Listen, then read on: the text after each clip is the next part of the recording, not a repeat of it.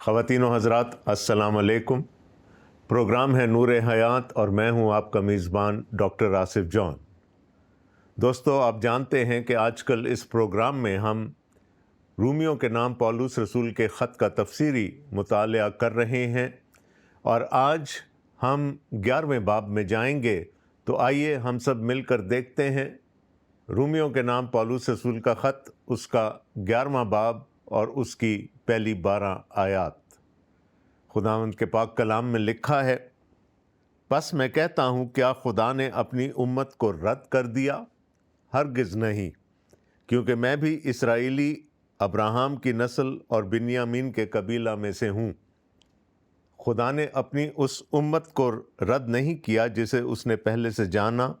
کیا تم نہیں جانتے کہ کتاب مقدس ایلیا کے ذکر میں کیا کہتی ہے کہ وہ خدا سے اسرائیل کی یوں فریاد کرتا ہے کہ اے خداوند، انہوں نے تیرے نبیوں کو قتل کیا اور تیری قربان گاہوں کو ڈھا دیا۔ اب میں اکیلا باقی ہوں اور وہ میری جان کے بھی خواہاں ہیں۔ مگر جواب الہی اس کو کیا ملا؟ یہ کہ میں نے اپنے لیے 7,000 آدمی بچا رکھے ہیں جنہوں نے بال کے آگے گھٹنے نہیں ٹیکے۔ بس اس طرح اس وقت بھی فضل سے برگزیدہ ہونے کے باعث کچھ باقی ہیں، اور اگر فضل سے برگزیدہ ہیں تو اعمال سے نہیں، ورنہ فضل نہ رہا۔ پس نتیجہ کیا ہوا؟ یہ کہ اسرائیل جس چیز کی تلاش کرتا ہے وہ اس کو نہ ملی، مگر برگزیدوں کو ملی اور باقی سخت کیے گئے۔ چنانچہ لکھا ہے کہ خدا نے ان کو آج کے دن تک سست طبیعت دی، اور ایسی آنکھیں جو نہ دیکھیں اور ایسے کان جو نہ سنیں۔ اور داؤد کہتا ہے کہ ان کا دسترخوان ان کے لیے جال اور پھندا اور ٹھوکر کھانے اور سزا کا باعث بن جائے۔ ان کی آنکھوں پر تاریکی آ جائے تاکہ نہ دیکھیں، اور تو ان کی پیٹھ ہمیشہ جھکائے رکھ۔ بس میں کہتا ہوں کیا انہوں نے ایسی ٹھوکر کھائی کہ گر پڑیں؟ ہرگز نہیں، بلکہ ان کی لغزش سے غیر قوموں کو نجات ملی تاکہ انہیں غیرت آئے۔ بس جب ان کی لغزش دنیا کے لیے دولت کا باعث اور ان کا گھٹنا غیر قوموں کے لیے دولت کا باعث ہوا، تو ان کا بھرپور ہونا ضرور ہی دولت کا باعث ہوگا۔ خدا ان کے پاک کلام کے پڑھے اور سنے جانے پر اس کی برکت ہو، آمین۔ دوستو، آئیے تھوڑا سا پولس رسول کے تھاٹ پروسیس کو، یعنی ان کے خیالات کی دھارا کو پکڑنے کی کوشش کرتے ہیں۔ انہوں نے ہمیں بتایا کہ سب نے گناہ کیا اور خدا کے جلال سے محروم ہیں۔ اس بات کو انہوں نے اپنی دلیلوں سے ثابت کیا، اور جب وہ کہتے ہیں کہ سب، تو اس میں یہودی اور یونانی دونوں کو شامل کرتے ہیں۔ پھر ہم نے دیکھا کہ پولس رسول نے ہمیں یہ بتایا کہ دونوں کو، یعنی یہودیوں کو اور یونانیوں کو، نجات کے لیے ایک ہی شخصیت کے پاس آنا پڑے گا۔ ان دونوں کی نجات کا وسیلہ، طریقہ ایک ہی ہے۔ ایک یہودی بھی ایمان سے راست باز ٹھہرایا جائے گا، اور ایک یونانی بھی ایمان سے راست باز ٹھہرایا جائے گا۔ ہاں، یہ بات ضرور ثابت ہے کہ یہودیوں کو یونانیوں پر تھوڑی سی فوقیت حاصل ہے، اور وہ اس لیے کہ خدا نے ان کو چنا، ان کے ساتھ عہد کیا، ان کو اپنی شریعت دی، تمام وعدے ان کے ساتھ کیے گئے، اور یہ سب کچھ ہمیں پولس رسول اسی خط میں بتاتے ہیں۔ لیکن پچھلے باب کے آخر میں جا کر ہمیں کچھ ایسا لگا کہ پولس رسول یہودیوں کے بارے میں چند ناپسندیدہ باتیں کرتے ہیں، اور وہ خود سے نہیں کر رہے، وہ پرانے عہد نامہ کو کوٹ کرتے ہیں۔ مثال کے طور پر 10ویں باب کی آخری آیت اگر ہم دیکھیں تو وہاں پر لکھا ہے، لیکن اسرائیل کے حق میں یوں کہتا ہے کہ میں دن بھر ایک نافرمان اور حجتی امت کی طرف اپنا ہاتھ بڑھائے رہا۔ اب یہ ایک حوالہ ہے پرانے عہد نامہ سے، جس کو پولس رسول اپنی دلیل کے طور پر پیش کرتے ہیں اور وہ کہتے ہیں کہ اسرائیل نافرمان ہو گیا، اسرائیل حجتی ہو گیا، اسرائیل اپنے اعمال سے نجات کی کوشش کرنے میں لگ گیا۔ اب یہ ساری باتیں پڑھ کر کچھ ایسا لگتا ہے کہ یہودیوں کے لیے اب کسی قسم کی کوئی امید باقی نہیں رہی۔ اگر آپ کے ذہن میں بھی یہ خیال ابھرا ہو تو پولس رسول آج ہماری تصحیح کر رہے ہیں۔ وہ بتاتے ہیں کہ خدا نے بنی اسرائیل کو رد نہیں کر دیا، جیسا کہ بہت سارے لوگ یہ سمجھتے ہیں۔ بہت سارے مفسرین، بہت سارے مبلغین، بہت ساری کلیسیائیں یہ سمجھتی ہیں کہ خدا نے اسرائیل کو ریپلیس کر دیا۔ وہ ریپلیسمنٹ تھیولوجی میں ایمان رکھتے ہیں۔ ان کا خیال ہے کہ اسرائیل صرف پرانے عہد نامے تک محدود ہے اور اب بنی اسرائیل کے لیے کسی قسم کی کوئی امید باقی نہیں بچی۔ اگر ہمارے ذہنوں میں یہ خیال ابھرا ہے تو پھر آئیے دیکھیں کہ پولس رسول رومیوں کے خط کے 11ویں باب میں ہمیں کیا بتاتے ہیں۔ اور جیسا کہ ان کا سٹائل ہے، وہ پھر سے بحث کو ایک سوال کے ساتھ شروع کرنا چاہتے ہیں۔ وہ کہتے ہیں، پس میں کہتا ہوں، کیا خدا نے اپنی امت کو رد کر دیا؟ وہ جانتے تھے کہ پچھلا باب پڑھ کے لوگوں کے ذہن میں ضرور یہ سوال ابھرا ہوگا کہ کیا بنی اسرائیل رد کر دیے گئے ہیں؟ لیکن پولس ایک رسول ہوتے ہوئے ہمیں کہتے ہیں ہرگز نہیں، اور وہ اپنی مثال دے کر یہ سمجھانے کی کوشش کرتے ہیں کہ میں بھی تو اہل یہود میں سے ہوں، میں بھی تو بنی اسرائیل میں سے ہوں، میں ابراہیم کی نسل سے ہوں، میں بنیامین کے قبیلے میں سے ہوں۔ تو اگر خدا نے مجھ پر رحم کیا ہے اور خدا نے مجھے چن لیا ہے تو پھر میرے باقی بھائی بند بھی اس امید میں رہیں کہ خدا نے ان کو رد نہیں کیا، ان کے لیے بھی ایک مستقبل ہے۔ پولس رسول مزید کہتے ہیں، خدا نے اپنی اس امت کو رد نہیں کیا جسے اس نے پہلے سے جانا۔ اس خط میں پولس رسول مختلف مقامات پر ہمیں اسرائیل کی پرائمیسی بیان کرتے ہوئے نظر آتے ہیں، اور یہاں پر وہ کہتے ہیں کہ اس امت کو خدا نے رد نہیں کیا جس کو اس نے پہلے سے جانا۔ یہاں پر خدا کے علم سابق کی بات ہو رہی ہے، the foreknowledge of God، اور وہ کہتے ہیں کہ جن کو خدا نے پہلے سے جانا۔ اور ہم جانتے ہیں کہ ہمارا خدا جس پر ہم ایمان رکھتے ہیں وہ علیم کل ہے، وہ ہر چیز کا جاننے والا ہے۔ اس نے اپنی حکمت میں ابراہیم سے ایک وعدہ کیا کہ سب قبیلے، دنیا کے سب قبیلے تیرے وسیلے سے برکت پائیں گے، اور پھر یہ وعدہ ابراہیم کی نسل میں چلتا ہوا ہم دیکھتے ہیں۔ یہ وعدہ اسحاق تک پہنچتا ہے، اسحاق کے بعد یہ وعدہ یعقوب تک پہنچتا ہے، اور پھر یعقوب کی نسل بنی اسرائیل کہلاتی ہے۔ تو پولس رسول یہ بتانا چاہ رہے ہیں کہ خدا نے اپنے منصوبہ کے تحت، اپنے فور نالج کے تحت، اپنے علم سابق کے تحت اسرائیل کو دوسروں سے پہلے چن لیا تاکہ وہ اس کی امت کہلائیں۔ اب یہاں پر جو لفظ آیا جانا، اس کے بارے میں ہمیں مزید تھوڑی سی بات کرنے کی ضرورت ہے۔ جب ہم 8واں باب پڑھ رہے تھے رومیوں ہی کے خط کا، تو وہاں پر پولس رسول نے ہمیں کہا، کیونکہ جن کو اس نے پہلے سے جانا ان کو پہلے سے مقرر بھی کیا کہ اس کے بیٹے کے ہم شکل ہوں، تاکہ وہ بہت سے بھائیوں میں پہلوٹا ٹھہرے۔ یہاں پر ایک کانسیپٹ کی بات ہو رہی ہے، یہاں پر پری ڈیسٹینیشن کی بات ہو رہی ہے، یہاں پر تقدیر کی بات ہو رہی ہے۔ خدا کو اپنے علم سابق میں بنائے عالم سے پیشتر یہ معلوم تھا کہ وہ کون لوگ ہوں گے جو اس کے بیٹے پر ایمان لے کر آئیں گے۔ تو پولس رسول کہتے ہیں کہ جن کو اس نے جانا، پہلے سے جانا، ان کو اس نے مقرر کیا۔ اور کس چیز کے لیے مقرر کیا؟ اس لیے مقرر کیا تاکہ وہ اس کے بیٹے کے ہم شکل بن جائیں۔ ہمیں مسیح جیسا بننا ہے، یہ خدا کا ارادہ ہے ہماری زندگیوں کے لیے، اور اس پری ڈیسٹینیشن کی آخری منزل یہ ہے کہ وہ جن کو خدا نے پیشتر سے جانا، جو اس کے بیٹے پر ایمان لائے اور جنہوں نے یہ کوشش کی کہ وہ اس کے بیٹے کے ہم شکل ہو جائیں، لکھا ہے کہ خدا ان کو جلال بھی بخشے گا۔ تو پولس رسول کہتے ہیں کہ جن کو اس نے جانا ان کو اس نے مقرر کیا، اور جن کو جانا ان میں بنی اسرائیل بھی شامل تھے۔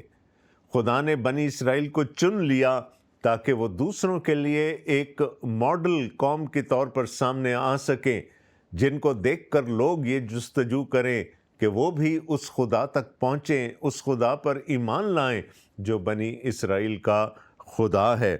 خدا نے اپنی اس امت کو رد نہیں کیا جس سے اس نے پہلے سے جانا۔ کیا تم نہیں جانتے کہ کتاب مقدس ایلیا کے ذکر میں کیا کہتی ہے؟ کہ وہ خدا سے اسرائیل کی یوں فریاد کرتا ہے کہ اے خداوند، انہوں نے تیرے نبیوں کو قتل کیا اور تیری قربان گاہوں کو ڈھا دیا، اب میں اکیلا باقی ہوں اور وہ میری جان کے بھی خواہاں ہیں۔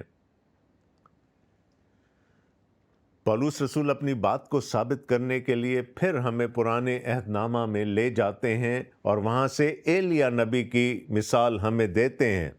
اور بائبل مقدس کے اچھے طالب علم ہوتے ہوئے میں چاہوں گا کہ ہم وہیں جا کر اس واقعہ کو پڑھیں جہاں سے پولس رسول نے اسے اٹھایا ہے۔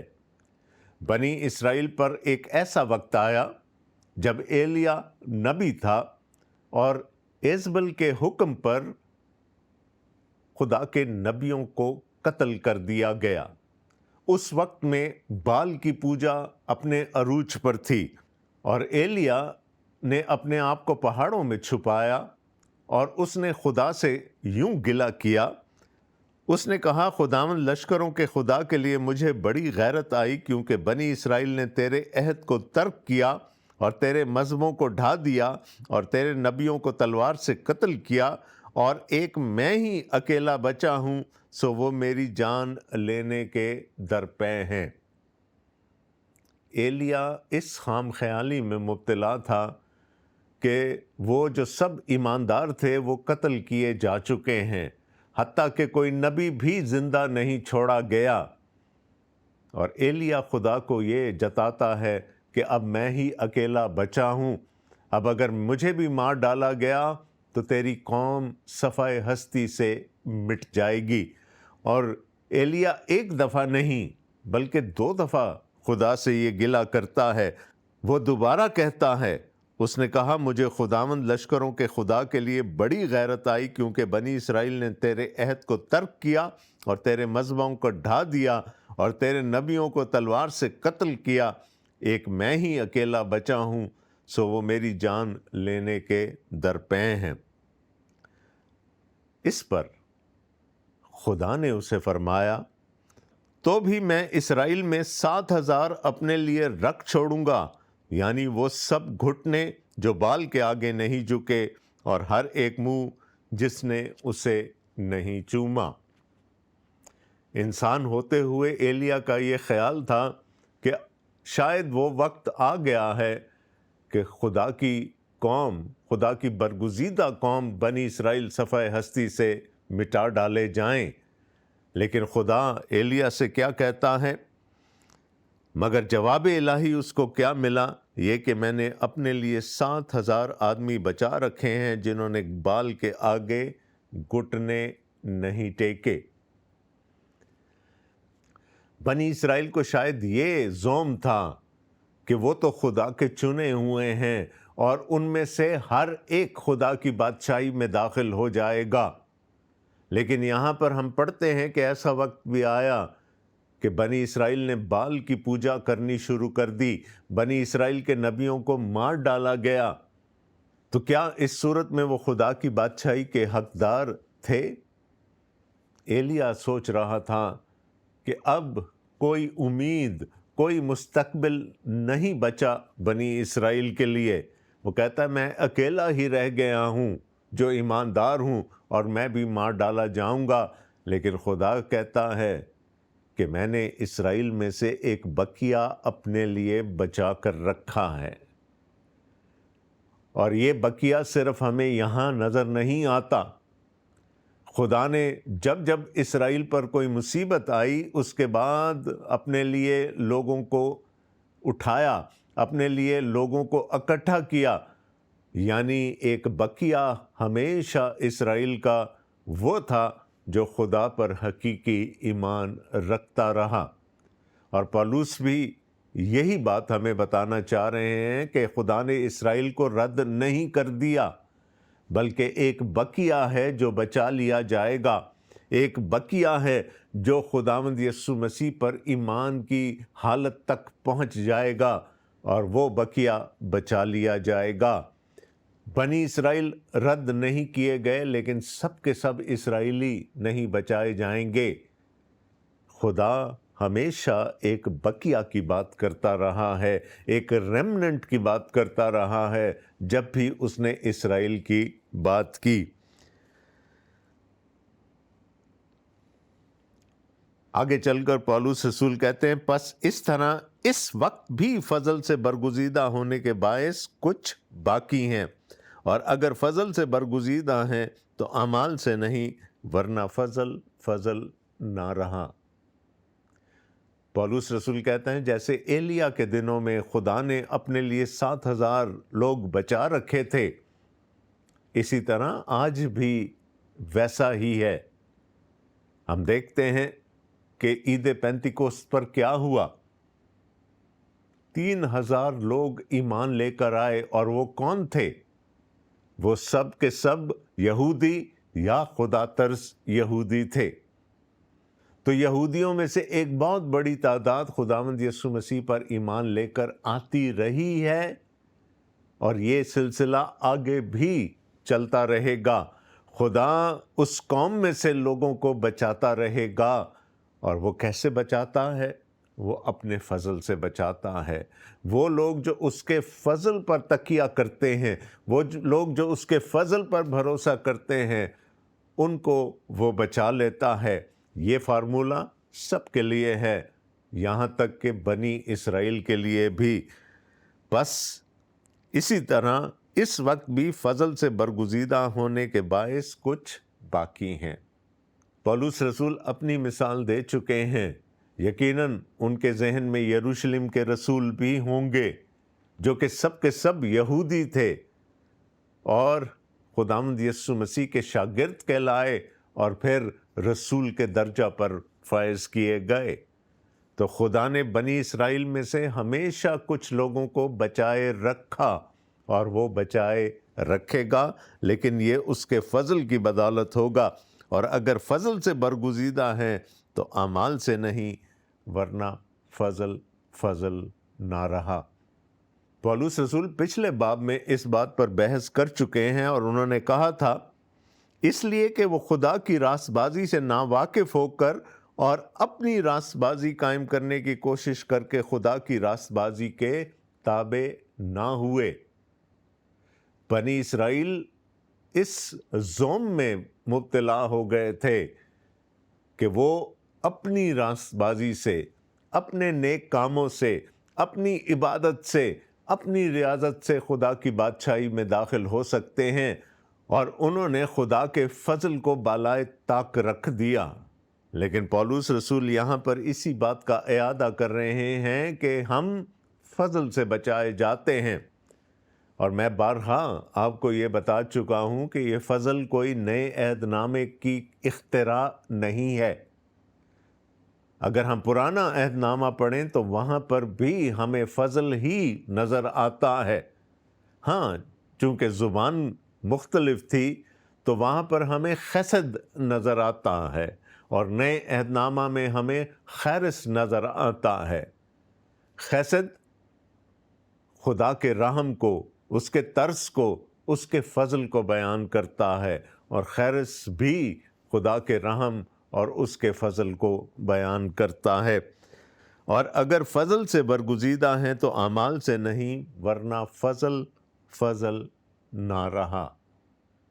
ایک بات ابھی تک ہمیں سمجھ آ چکی ہونی چاہیے اور جس کو ہمارے لیے ذہن میں بٹھانا بہت ضروری ہے، اور وہ یہ ہے کہ ہم اپنی راست بازی کے وسیلہ سے نجات حاصل نہیں کر سکتے۔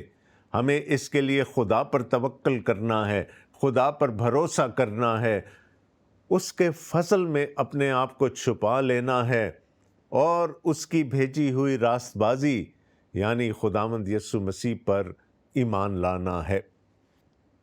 آگے چل کر پولس رسول فرماتے ہیں، پس نتیجہ کیا ہوا؟ یہ کہ اسرائیل جس چیز کی تلاش کرتا ہے وہ اس کو نہ ملی، مگر برگزیدوں کو ملی اور باقی سخت کیے گئے۔ چنانچہ لکھا ہے کہ خدا نے ان کو آج کے دن تک سست طبیعت دی، اور ایسی آنکھیں جو نہ دیکھیں اور ایسے کان جو نہ سنیں۔ اور داؤد کہتا ہے کہ ان کا دسترخوان ان کے لیے جال اور پھندا اور ٹھوکر کھانے اور سزا کا باعث بن جائے، ان کی آنکھوں پر تاریکی آ جائے تاکہ نہ دیکھیں، اور تو ان کی پیٹھ ہمیشہ جھکائے رکھنا۔ اب یہ آیات تھوڑی سی پیچیدہ ہیں، کیونکہ یہ آیات پڑھ کر ہمیں ایسا لگتا ہے کہ خدا نخواستہ خدا نے ان کے دلوں کو سخت کر دیا تھا، ان کو ایسی آنکھیں دیں جو نہ دیکھ سکیں اور ایسے کان دیے جو سنتے ہوئے نہ سن سکیں۔ ایسا ہرگز نہیں ہے۔ ابھی تھوڑی دیر پہلے میں نے آپ کو بتایا تھا کہ خدا اپنے علم سابق میں سب کچھ جانتا ہے، کوئی ایسی چیز نہیں ہے جو اس کے علم کے دائرہ سے باہر ہو۔ وہ بنائے عالم سے یہ بھی جانتا ہے کہ کون ہے جو اس کے بھیجی ہوئی راست بازی پر ایمان لائے گا اور جو اس کی بادشاہی میں داخل ہوگا، اور خدا یہ بھی جانتا ہے کہ وہ کون ہیں جو ایمان نہیں لے کر آئیں گے، جو خدا کی بھیجی ہوئی راست بازی کو قبول نہیں کریں گے۔ لیکن یہ بھی علم تھا کہ کون ایمان لے کر آئے گا، اور جو ایمان لے کر آئے گا خدا نے اس کو پہلے سے چن لیا کہ وہ اس کے بیٹے کا ہم شکل ہو اور اس کی نوبت جلال تک پہنچے۔ جو مسیح یسوع میں ہیں وہ چنے گئے ہیں، جو مسیح یسوع میں نہیں ہیں وہ نہیں چنے گئے، اور ان کی حالت ایسی ہے کہ وہ خوشخبری کو سنتے بھی ہیں تو وہ ان کے دلوں کو نہیں گرماتی اور وہ اس کو رد کر دیتے ہیں۔ اور یہی بات یہاں پر لکھی ہوئی ہے کہ پس نتیجہ کیا ہوا؟ یہ کہ اسرائیل جس چیز کی تلاش کرتا ہے وہ اس کو نہ ملی، مگر برگزیدوں کو ملی اور باقی سخت کیے گئے۔ یسوع مسیح نے کہا تھا کہ بلائے ہوئے تو بہت ہیں لیکن برگزیدہ تھوڑے ہیں، اور یہ برگزیدہ کون ہیں؟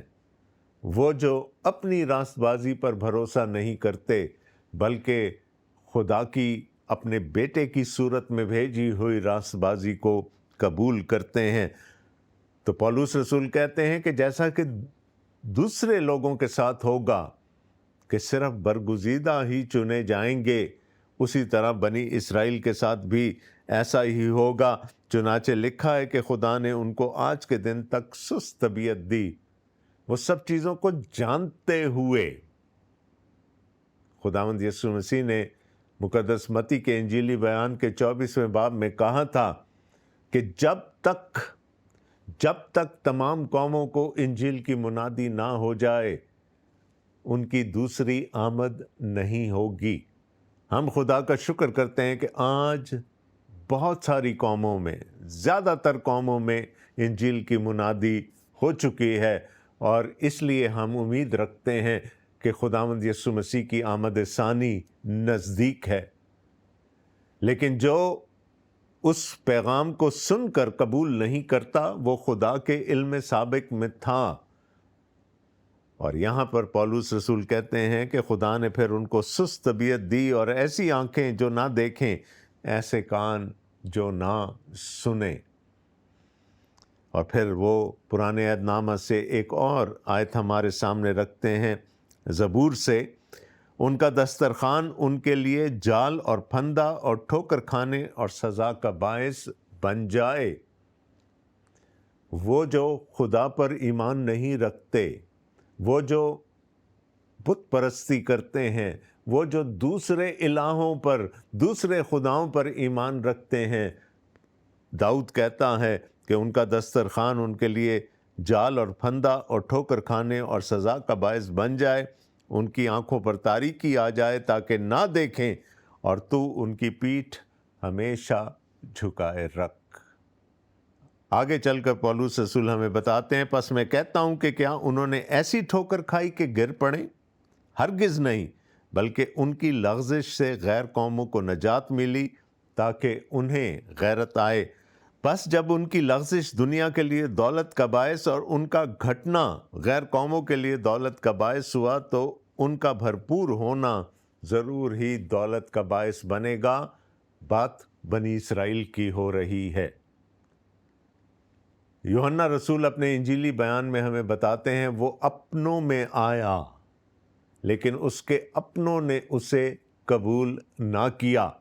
یہاں پر خداوند یسوع مسیح کی طرف اشارہ ہے۔ خداوند یسوع مسیح بنی اسرائیل میں سے تھے اور بنی اسرائیل کے پاس بھیجے گئے، لیکن بنی اسرائیل نے ان کو رد کر دیا۔ خداوند یسوع مسیح کے مقدمات آپ کو یاد ہوں گے۔ ایک ہی رات میں خداوند یسوع مسیح پر کئی مقدمے چلے، اور یہودیوں کی مذہبی اسٹیبلشمنٹ خود یسوع مسیح کو پکڑ کر پینتوس پیلاطس کے دربار میں لے گئے۔ انہوں نے خود اپنے ہاں آئی ہوئی نجات کو غیر قوموں کے حوالے کر دیا، اور اس کے لیے ہمیں خدا کا شکر کرنا چاہیے کہ جہاں بنی اسرائیل نے لغزش کھائی، وہیں سے ہماری نجات شروع ہو گئی۔ اور یہی بات پولس رسول یہاں پر کہہ رہے ہیں کہ جب ان کی لغزش ہم سب کے لیے برکت کا باعث ٹھہری، تو پھر ان کی برکت بھی کیوں نہ ہمارے لیے برکت کا باعث ٹھہرے گی۔ وہ پرائمیسی، وہ پہلا ہونا بنی اسرائیل کے لیے ایک بہت بڑی فضیلت ہے۔ دوستو، اس پر مزید بات کی جا سکتی ہے، لیکن گھڑی کی سوئیاں مجھے بتا رہی ہیں کہ پروگرام کا وقت ختم ہوا چاہتا ہے، تو ہم یہیں سے اگلے پروگرام میں اپنی بحث کا آغاز کریں گے اور سمجھنے کی کوشش کریں گے کہ پولس رسول ہمیں کیا بتانا چاہتے ہیں۔ اب اس دعا کے ساتھ کہ خدا مجھے اور آپ سب کو اپنے حفظ و امان میں رکھے، اپنے کلام کی سمجھ عطا کرے اور اس پر عمل کرنے کی توفیق دے، آمین۔ آپ کا میزبان ڈاکٹر آصف جان آپ سے اجازت چاہتا ہے۔ خدا حافظ۔